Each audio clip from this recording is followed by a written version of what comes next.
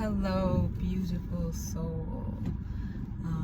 Random, not so random thought in this moment. Honestly, not something that I thought that at this point, it would still have to clarify or point out, Firstly, in order to be a Zionist, you don't have to be Jewish, right? Zionism and Judaism do not go hand in hand, right? You can be another religion. You can be Christian and be Zionist, right? Joe Biden has made that clear, right? So you do not have to be Jewish in order to be Zionist, right? And therefore, if you are anti-Zionist, that does not inherently mean that you are anti-Jewish, right? And also the fact that there are many Jewish people that are anti-Zionist makes it clear and apparent that being anti-Zionist does not mean that you are anti-Jewish, right?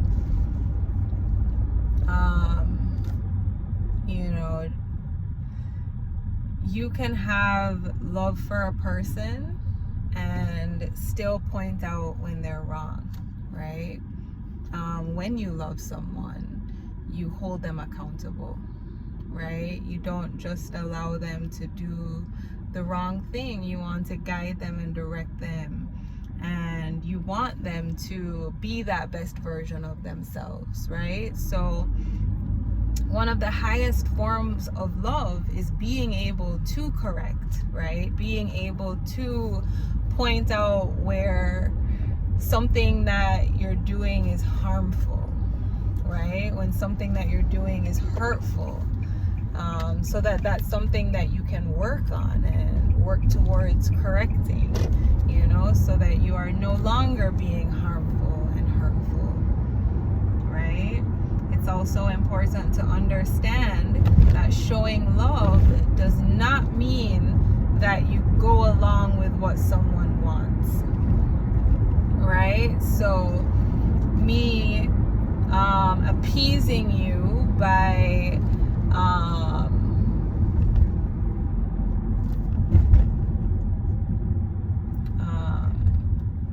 doing the things that you want me to do is not showing you that there is love there, right? That's not what love is. Love is not appeasing people or doing what they want, right? So you cannot tell me that I do not have love for you because I'm disagreeing with you, right? I can lovingly disagree. I can lovingly acknowledge that the things that you're doing and saying are harmful, right? I can acknowledge that there is accountability that needs to be had, right? And I can do that with love, right? There are many Zionist Jews that are experiencing a lot of anger. A lot of people in general are experiencing anger and frustration and grief and fear and sadness and a myriad of emotions right now, right? Because of all the things that are taking place right now. But in this moment, for the purpose of, this one-sided conversation, I'm, speaking directly to those Zionist Jews, right? I understand that there is a lot of anger that is bubbling up inside of you right now, and it's important to really truly dig deep to get to the root of that anger, right? And really determine if that anger is yours, right?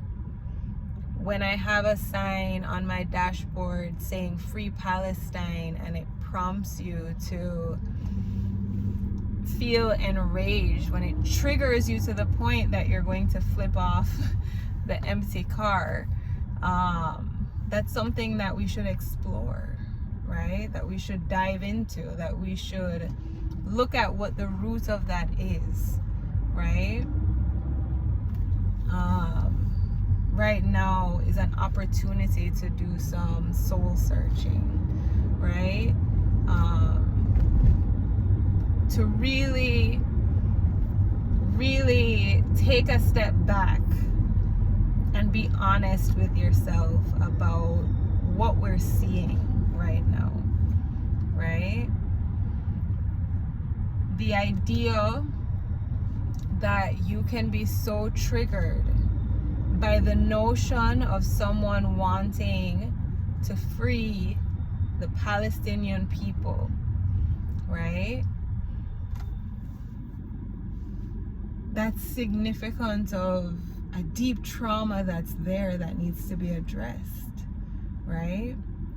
And, you know, when I think of, you know, us outside of that bubble, you know, that's something that we have to try and hold space for, you know. And I know that not all of us are going to be able to do that, because there are so many emotions that are being experienced and so many people that are experiencing a deep trauma, right? And the response that, you know, Zionists are having to that trauma, to these pleas for liberation, for peace, for freedom, to an end to an occupation, end to apartheid, an end to an absolute massacre, you know, for me or anyone to call for that, to call for freedom, to call for peace, and that be a trigger for you, that's something that you need to explore,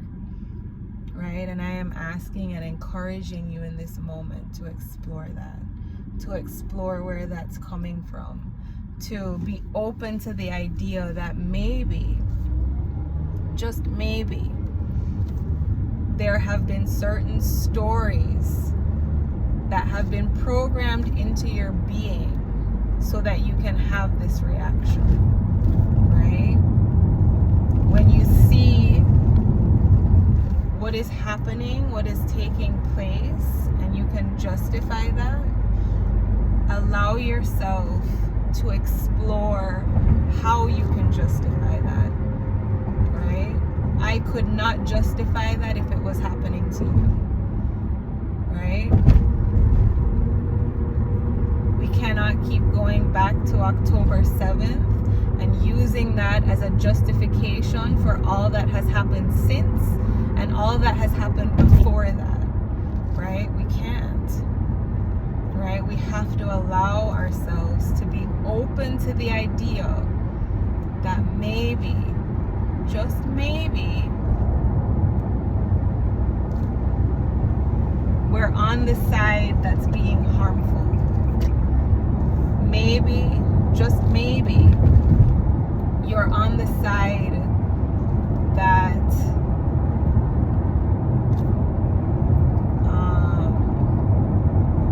is causing the pain, right? And you know, there's so many other things that are also taking place. It's so important that you allow yourself to be open to look at information outside of the vacuum of what you already believe, right?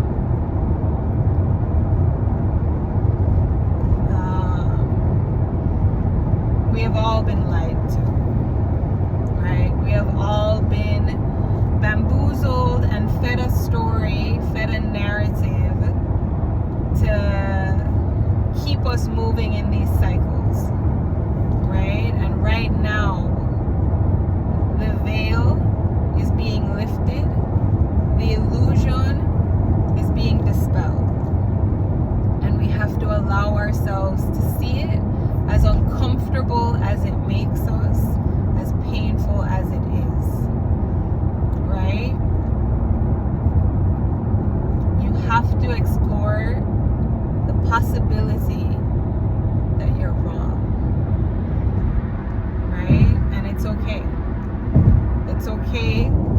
realize that maybe you're wrong. You know, it's okay to realize that. It's okay to explore different possibilities, the idea of different truths, right?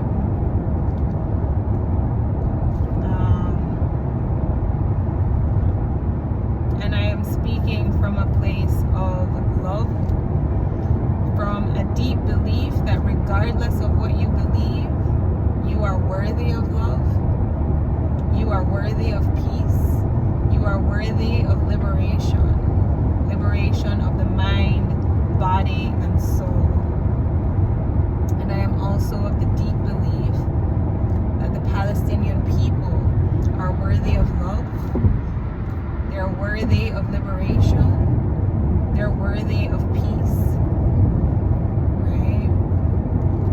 I believe that all people, all human beings are worthy of love, of liberation, of peace, regardless of what you believe, regardless of what side you stand on. My love for you is unconditional, right? But my love for you also recognizes that there's a course correction that needs to take place, right? My love for you recognizes that accountability needs to be had, right?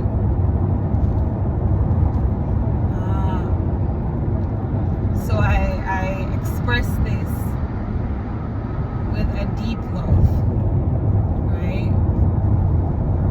And with an understanding that you also are experiencing trauma, right? All I am asking is that you explore the idea or the possibility that that trauma that you are feeling is not based in what you think it is. That there have been narratives and stories that have been placed within your being, programmed within your being, that are leading you to believe that these people, these human beings, these women, these children, these men,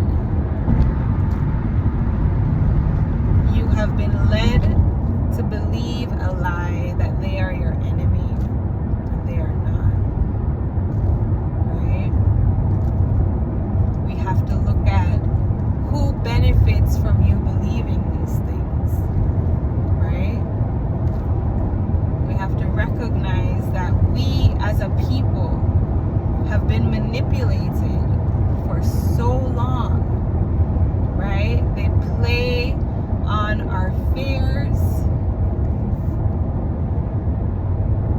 create divisions, create these narratives to keep us divided.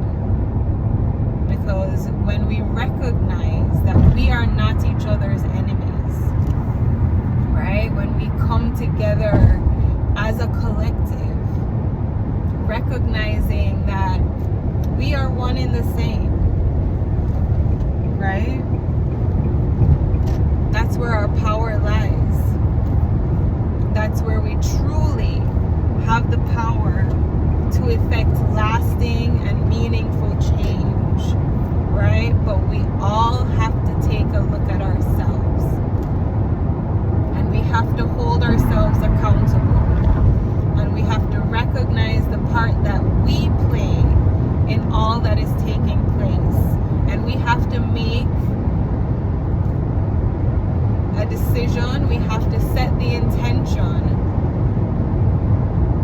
to change that, right? We have the power to change that, but it starts with us looking at ourselves and recognizing that we are a part of the problem, right? There's a lot of healing that needs to take place, right?